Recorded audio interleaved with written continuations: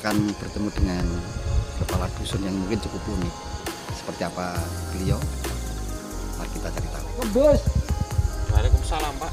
Nah, ini nanti mau ngobrol-ngobrol bentar. Nah, kita masuk aja mungkin. Oh, siap.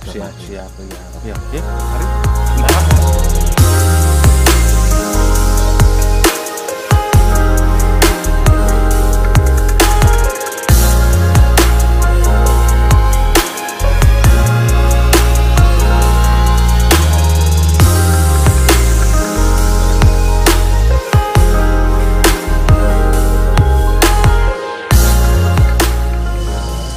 Ketemu lagi dengan acara ngondek ngopi bareng Bang Andek. Memang sebagian manusia menganggap sebuah tato adalah bentuk kriminalitas. Tapi beda dengan sosok satu ini. Dia hanya bertato, tapi punya tanggung jawab secara hikmat kepada negaranya. Bagaimana ceritanya? Nanti kita ngobrol-ngobrol dengan orangnya. Bisa diceritain awal mula jenengan itu berpenampilan seperti ini kok bisa menjadi seorang kepala dusun itu seperti apa? Dulunya itu kan gini, Mas. Saya diundang oleh warga sini itu diajukan untuk menjadi kepala dusun di sini karena waktu itu kita vakum. Di kampung kita tuh vakum sekitar ya belasan tahun, Mas, nggak ada kepala dusunnya. Habis itu ada apa istilah ini dibuka lowongan untuk pamong dusun. Jadi warga itu mengajukan saya untuk menjadi perangkat, untuk bergabung jadi perangkat. Tapi saya juga nggak mau, Mas, karena waktu itu saya juga masih hidup di jalan, Mas, ya.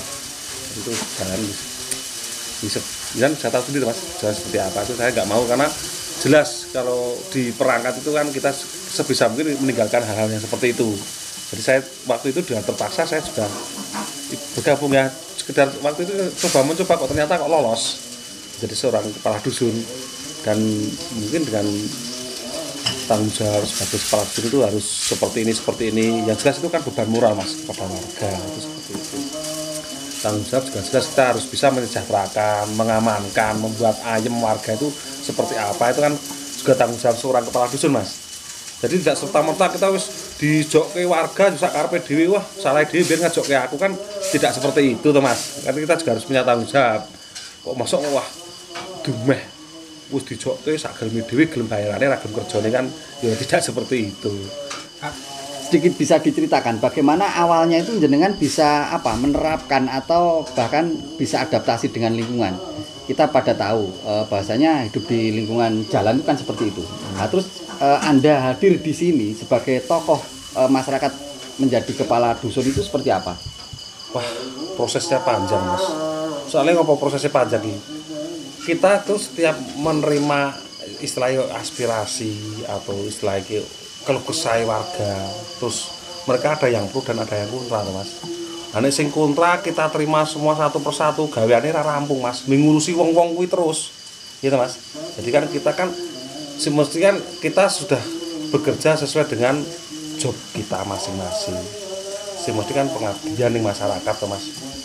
Itu tadi kan visi misi kita itu, tugas dadus itu apa. Nah, kita sebisa mungkin diterapkan di masyarakat. Sedangkan warga itu mempunyai usulan apa kepada pemerintah desa untuk misalkan untuk pembangunan fisik, entah itu sosial, itu sebisa mungkin kita sampaikan kepada pemerintah desa. Jadi fungsi Anda sebagai kepala dusun itu sedikit banyak akan menjadi sebuah penyambung lidah aspirasi dari masyarakat di tingkat dusun ke tingkat desa gitu. Iya, betul, Pak. Jadi istilahnya kan menjembatani, Pak, menjembatani dari warga ke pemerintah, dari pemerintah ke warga. Jadi yang saya harapkan itu kerjasama warga. Program pemerintah itu sebisa mungkin warga itu yuk ngerti sak jero-jerone itu, Mas. Jadi misalkan pas kita kumpulan di desa, selalu saya RT RW saya bukan kamu tanya ini dengan harapan nih. Sekarang itu warga itu sudah kritis dengan pembangunan, kritis dengan dana desa.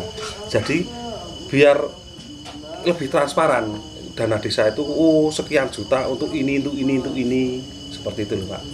Jadi, biar mereka itu juga tahu persis. Jadi orang kok ngerti, ngerti kok duit teko dek gawe bangun ini sejarahnya duit dari mana kita nggak tahu, jumlahnya berapa tidak tahu kan, malah nanti kan muspro Pak. Karena itu uang negara kan juga uang rakyat, uang kita semua. Saya 4 tahun Pak mengabdi di dusun ini, serasa sudah 10 tahun, biar mungkin 4 tahun. Kakean mikir, jadi ini suwi Pak. Nah, kesan masyarakat masyarakat sini seperti apa untuk jenengan, tampilannya seperti itu atau bisa nerima atau enggak? Alhamdulillah mereka juga mensupport saya Pak, juga memberikan salah satu bentuk supportan, mereka memberikan masukan-masukan, Mas begini gitu. Selama menjabat sebagai kepala dusun kan sekitar 4 tahun, itu ada hal-hal yang unik atau ada sebuah hal yang mungkin lain daripada yang lain nggak? Yang jelas pas penanganan masalah bantuan sosial Mas, itu bagaimana kita itu menyampaikan kepada warga, ben warga itu bener-bener paham nih, ini memang bantuan sing biar tepat sasaran, warga rada tim bengok. Yang paling susahnya ya itu pas mengatasi masalah bansos. Itu lebih masalah bansos toh. Karena bagaimana warga itu bener-bener tahu penyampaiannya kita tuh sing tepat seperti apa. Ini beban moral Mas, kembali ke beban moral kok. Jadi sebuah kebijakan yang harus diambil pemerintah skala dusun itu harus benar-benar tepat. Apalagi banyak masyarakat yang mungkin jangan sampai tepat sasaran atau yang bagaimana. Ini memang akan menjadi ujung tombak di tingkat dusun, terutama di masa pandemi. Jadi gini Mas, waktu masa-masa pembagian bantuan dari pemerintah, apakah kebijakan jenengan itu benar-benar di sini diuji? Ya betul Mas, kita memang diuji Mas. Padahal kita waktu memberikan bansos dari pemerintah itu kita kumpulkan warga kita ajak berembuk, kita buat tim.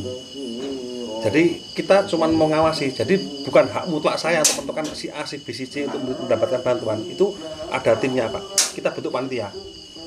Jadi biar netral itu loh Pak. Ojo sampai kok dumah itu keluarga besar saya anjur oleh. Nomor sisi tidak. Untuk warga dusun Kajoran sendiri itu seperti apa Pak? Untuk jenengan sebagai termasuk apa ya, ibaratnya gardu depan untuk dusun Kajoran, itu tipikalnya seperti apa? Kalau untuk warga sini tuh tipikalnya warga sini tuh orangnya tuh mayoritas petani, tapi petani mereka itu petani modern Pak. Juga di samping itu mereka juga sangat kritis. Nah, saya sukanya dengan warga itu mereka sangat kritis, khususnya dengan dana desa, dengan bantuan-bantuan itu entah itu dari gubernur, entah itu dari aspirasi dewan atau dari desa, itu mereka sangat kritis. Nah, untuk masalah mayoritas warga sini itu kan petani Pak, tapi mereka lebih ke perkebunan kopi dan persawahan. Selama ini apa yang telah aspirasi apa yang telah diberikan ke masyarakat itu yang menjadi sebuah apa ya, menjadi tantangan tersendiri buat Anda sebagai kepala dusun? Kalau untuk saat ini kita baru mengerjakan pembibitan sengon Pak. Itu kita membuat sengon itu 30.000. Itu dari kelompok tani Sumbersari.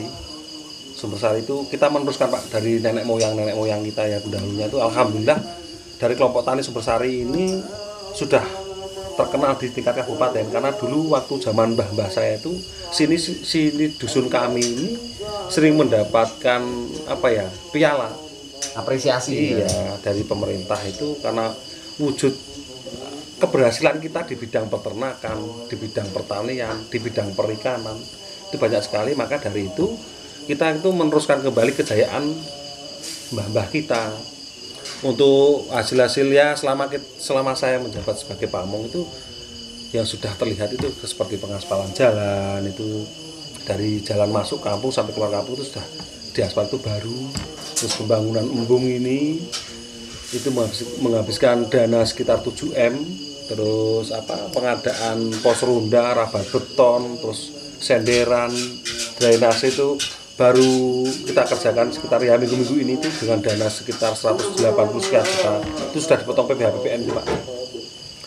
Lagi alhamdulillah semua apa ya yang seharusnya itu dimiliki warga, itu entah itu akses, entah itu apa ya ini di bidang pertanian itu, di bidang pembangunan fisik, di bidang apa ya bantuan-bantuan itu, alhamdulillah itu semua sudah tercover. Nah, kita kembali ke tadi sempat disebutkan pembibitan tanaman. Di situ sempat disebutkan juga untuk tanaman sengon. Itu seperti apa? Itu awalnya kan gini Mas, dulu kita itu pengajuan bibit alpukat sama durian itu lewat Ibu Vita Ervina, itu DPR RI Komisi 4 yang membidangi di pertanian. Itu kita ternyata kita gul Pak. Tapi mengingat warga kami itu banyak yang nganggur, harapan saya itu bukan cuma bentuk bibit tok sing teko, tapi tidak. Nah, kalau bisa itu kita juga bisa mendapatkan penghasilan dari pengerjaan bibit. Nah, alhamdulillah kita disuruh membuat proposal yang bentuknya itu KBR, itu turunlah bibit 30.000 bibit sengon. Itu karena ada HOK-nya itu kan 18 juta sekian, itu kan bisa dipekerjakan orang 10 dan juga bisa istilahnya pemasukan untuk keluarga kan ada itu Pak. Pemberdayaan, lebih pemberdayaan masyarakat. Nah, terus untuk jangka panjangnya itu nanti bibit itu kan dibagikan kepada seluruh warga di Desa Losari. Itu sekitar ada 1.500-an kakak Pak. Itu cuma-cuma? Iya, cuma-cuma itu. Jadi diperkirakan itu sekitar per kakak itu nanti akan mendapatkan 15 bibit pohon sengon. Nah, misal pun apabila per kakak itu kebetulan tidak mempunyai lahan tersendiri, bagaimana itu cara penanaman? Nah, itu monggo sebenarnya kita bagikan aja Pak. Kita bagikan aja. Karena waktu kita pengerjaan proposalnya itu kan harus menyediakan lahan sekitar 10 hektar Pak. Sedangkan dari tanah kas dusun kita nggak ada 10 hektar. Maka dari itu kita menyiasati untuk dibagikan kepada seluruh warga. Seperti itu.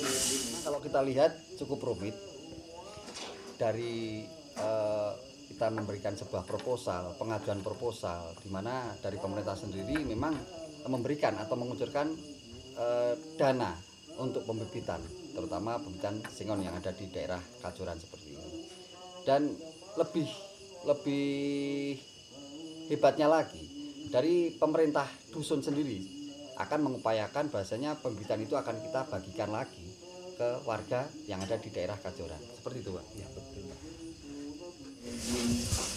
Tato mungkin sempat dibilang kriminalisasi atau bahkan kriminal si pelakunya. Ternyata dibalik sosok seorang mantan preman seperti ini, dia berjanji bahasanya ingin mengabdi untuk negeri. Andi DP, Agung Yedha melaporkan dari Grabak, Kabupaten Magelang untuk magelangnews.com.